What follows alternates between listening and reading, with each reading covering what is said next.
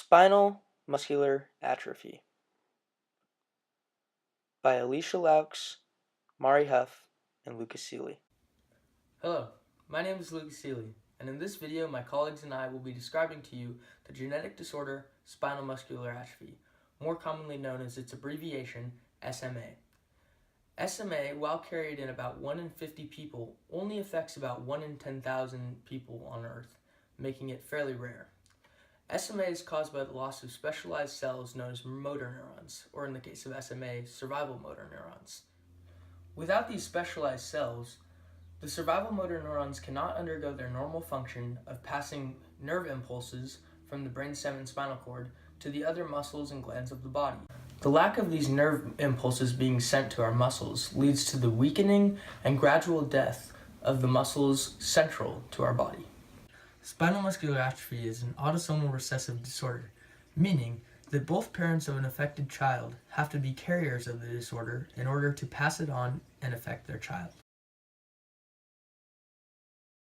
SMA is caused by a type of mutation known as a deletion, in which a nucleotide in the DNA sequence is deleted, thus changing the order in which the genes are read.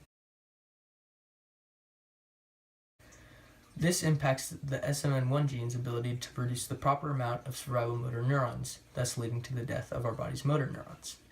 Without the motor neurons sending signals to the muscles of the body, the muscles will become weak over a period of time and gradually die out. However, there is a gene similar to the SMN1 gene, known as the SMN2 gene, that produces the same protein, but only about 10% of it is usable by the body. People with more copies of the SMN2 gene have a later onset of the disease, thus differentiating the different types of the disorder based on onset and severity. Type 1 is the most severe form of SMA. The main symptoms are difficulty breathing and swallowing.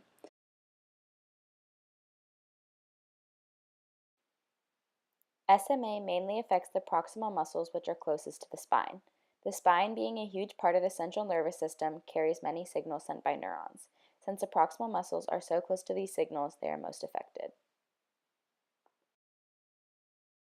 Type 1 is categorized by early onset, with symptoms shown within the first 6 months of an infant's life. Additionally, type 1 is often terminal and is the leading genetic cause of death in infants in the U.S.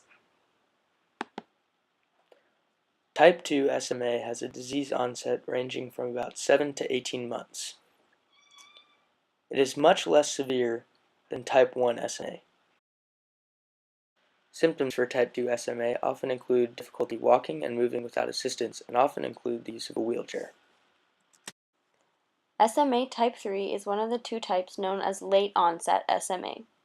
In patients with type 3, weakening of the muscles does not appear until after 18 months of age, but most are able to walk into their late childhood or early adolescence. Symptoms of type 3 include weakness of muscles in the movement of the limbs.